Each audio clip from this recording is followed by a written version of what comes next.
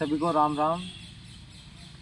मैं अरविंद भील, पूर्व छात्र संघ अध्यक्ष, राजकीय स्नातकोत्तर महाविद्यालय झालावाड़, और वर्तमान में आरक्षण वर्गीकरण विषय को लेकर मैं आप सभी से राम राम कर रहा हूँ। आरक्षण वर्गीकरण यानी भील आरक्षण को अलग अलग कराना। एसटी में जो भी जातियाँ, एसटी और एससी में जो भी जातियाँ अभी तक आरक्षण से वंचित रही हैं, जिन जातियों को आरक्षण नहीं मिल पाया है, उन जातियों में से कलेक्टर नहीं बन पाए, आईपीएस नहीं बन पाए, बड़े बड़े अधिकारी नहीं बन पाए, उन जातियों का भी विकास हो, उन जातियों के भी कलेक्टर बने, आईपीएस बने, बड़े बड़े अधिकारी बने। इस हेतु सुप्रीम कोर्ट ने 1 अगस्त को एक फैसला दिया है। 1 अगस्त को सुप्रीम कोर्ट ने फैसला दिया कि आरक्षण में वर्गीकरण हो सकता है, मतलब आरक्षण अलग अलग हो सकता है। जैसे एसटी में कोई जाति है जो आरक्षण का अधिकतम लाभ ले लिया जिसने, जैसे हम एसटी में उदाहरण के लिए देखते हैं 28% जनसंख्या है मीणा जाति की। कौन सी मीणा जाति? जो उत्तर में रहती है, पूर्व में रहती है, उस मीणा जाति के अधिकतम एसटी के 90% उन लोगों ने केंद्र की सेवाओं में, राज्य की सेवाओं में लाभ लिया है। लेकिन आज भील समाज है, ग्रासिया समाज है, और भी गोंड है, जितनी भी जनजाति समाज है, जितनी भी एससी की समाज है, उन लोगों को लाभ नहीं मिला। ऐसा क्यों? क्या भीलों में योग्यता कम है, गोंडों में योग्यता कम है, क्या ग्रासिया में योग्यता नहीं है? ऐसा नहीं है, योग्यता सभी में है। पर क्या है कि जो मीणा कम्युनिटी है, मीणा कम्युनिटी वो जो राजस्थान के पूर्वी उत्तरी हिस्से में रहती है, जिसे हम जयपुर दौसा वगैरह क्षेत्र के आसपास रहती है, या सीधी भाषा में कहें तो टीएसपी, राजस्थान के टीएसपी एरिया के बाहर रहती है, अनुसूचित क्षेत्र के बाहर रहती, वो मीणा जाति अधिकतर आईएएस बन रहे हैं, कलेक्टर बन रहे हैं। इसके लिए हमें क्या करना होगा? हमारे भी कलेक्टर बने, हमारे भी आईपीएस बने। इसके लिए हमें वर्गीकरण की आवश्यकता थी, जो सुप्रीम कोर्ट ने फैसला दिया, और इसके लिए लगातार पूरे ही राजस्थान का भील समाज आंदोलनरत है, लगातार आंदोलन कर रहा है। इसी बीच जब हम आंदोलन करते हैं तो हमें कुछ प्रश्न आते हैं, कुछ प्रश्न आते हैं। उन प्रश्नों पे मैं आपसे चर्चा करना चाहता हूँ। जैसे एक प्रश्न आता है कि आरक्षण में वर्गीकरण से आरक्षण समाप्त हो जाएगा।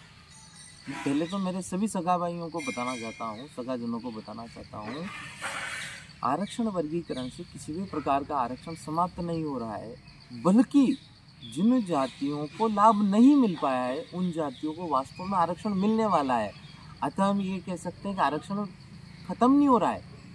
जिस व्यक्ति को आवश्यकता है, उस व्यक्ति को आरक्षण वर्गीकरण के माध्यम से लाभ मिलेगा। क्योंकि अभी तक क्या है कि वंचित जो जातियाँ हैं, एसटी की हो, एससी को, उनको तो आरक्षण मिल ही नहीं पाया, उनके कलेक्टर आईपीएस नहीं बन पाए। अगर बनेंगे तो वास्तव में उनको आरक्षण का लाभ मिल पाएगा। तो ये अपने जो मिथ्या है, जो षड्यंत्रकारी लोग हैं, इस प्रकार से हम सभी लोगों से कहते हैं कि आरक्षण समाप्त हो जाएगा, ये गलतफहमी हमें दूर करनी है। आरक्षण किसी भी प्रकार से समाप्त नहीं हो रहा है, बल्कि वास्तविक लोगों को आरक्षण मिल रहा है। दूसरी बात, लोग कहते हैं कि आरक्षण केवल जो वर्गीकरण है उससे केवल एक ही पीढ़ी मिलेगा। ये भी मिथ्या है। आरक्षण लगातार जारी रहेगा, चाहे वो कलेक्टर बन जाए, चाहे कुछ भी बन जाए, लेकिन आरक्षण लगातार जारी रहेगा। क्योंकि आरक्षण को, एसटी एससी का जो आरक्षण है वो आर्थिक आधार पर कैबिनेट ने इसे नामंजूरी दी है। उसके अलावा बाबा साहब का जो संविधान है उसमें एसटी एससी आरक्षण में आर्थिक रूप की कोई व्यवस्था ही नहीं है। इसलिए आरक्षण हर पीढ़ी को लगातार मिलता रहेगा। तीसरा प्रश्न ये बनता है, मुझसे जो कमेंट में लोग पूछते हैं कि भील समाज से ही एक सांसद आते हैं, राजकुमार जी रोत, वो यूँ कहते हैं कि आरक्षण वर्गीकरण नहीं होना चाहता है, नहीं होना चाहता। मैं बड़ा खुश था जब वो सांसद बने, लेकिन मुझे उससे ज़्यादा, कई ज़्यादा दुख हुआ जब वास्तव में आरक्षण वर्गीकरण के माध्यम से भीलों को, सहरियाओं को, ग्रासियाओं को, गोंडों को, पूरे देश भर के आदिवासियों को और देश भर की सारी वंचित जातियों को लाभ मिलने लगा।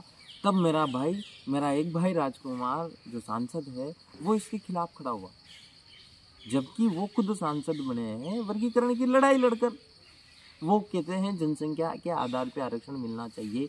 तो यही तो वर्गीकरण है कि जिन जातियों को अभी तक लाभ नहीं मिला है, उन जातियों को उनकी जनसंख्या के आधार पर वंचित जातियों को अलग से कोटे में कोटा दे दिया जाए, उसका वो स्पष्ट रूप से विरोध करते हैं, जबकि उन्हें ऐसा नहीं करना चाहिए। हम लगातार प्रयास कर रहे हैं कि उनसे हमारा संपर्क हो ताकि हमारे साथ खड़े हों, क्योंकि राजकुमार जी से मैं यही कहना चाहता हूँ कि हमारे भाई हैं, भील भाई है, आज समाज को आवश्यकता है, जिस नाते आप सांसद बने हैं वो मांग आपको पूरी करनी चाहिए। एक और बात सांसद राजकुमार जी रोत और उनकी पूरी पार्टी बाप पार्टी कहती है कि वो भील समाज की पार्टी है। हमारे लिए तो अच्छी बात है, हम तो कोई राजनीतिक है भी नहीं, न भील समाज किसी पार्टी को समर्थन करता है। लेकिन बात फिर वहीं पे आ जाती है, वो बाप पार्टी भीलों के वास्तविक हक को, आदिवासियों के वास्तविक हक का विरोध क्यों करती है। आज हमें समझना पड़ेगा साथियों कि जिनकी संख्या राजस्थान में, केवल जो राजस्थान में मीणा एसटी में है, वो भी कहाँ, अनुसूचित क्षेत्र के बाद नॉन टीएसपी में, उन लोगों ने देश भर की किसी भी जाति को देख लो आप, वो सभी जातियों की तुलना में हजारों गुना ज़्यादा तरक्की की। तो निश्चित रूप से उन्हें अलग मिलना चाहिए, क्योंकि उनके पास सारे संसाधन हैं। आज भी हमारा गरीब बच्चा गांव में रह के पढ़ाई कर रहा है, हमारे साथ काफ़ी समस्या है। तो मैं इस विषय को भी बाप पार्टी से कहना चाहता हूँ कि हम आदिवासी हितों की जब बात करते हैं तो निश्चित रूप से हमें आदिवासी लोगों के हितों के रूप में बात करनी चाहिए।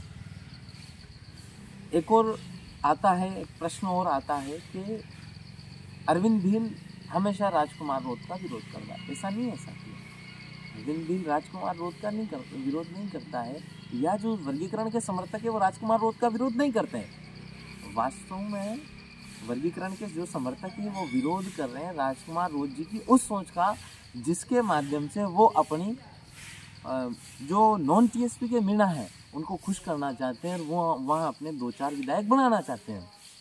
आपकी पार्टी का विस्तार करो, बड़ा धन्यवाद है, लेकिन सिद्धांतों के साथ समझौता नहीं होना चाहिए, आदिवासी हितों के साथ समझौता नहीं होना चाहिए। राजकुमार जी उन मीणाओं को खुश कर लेंगे, लेकिन जो देश भर के जो आदिवासी है उनका क्या होगा।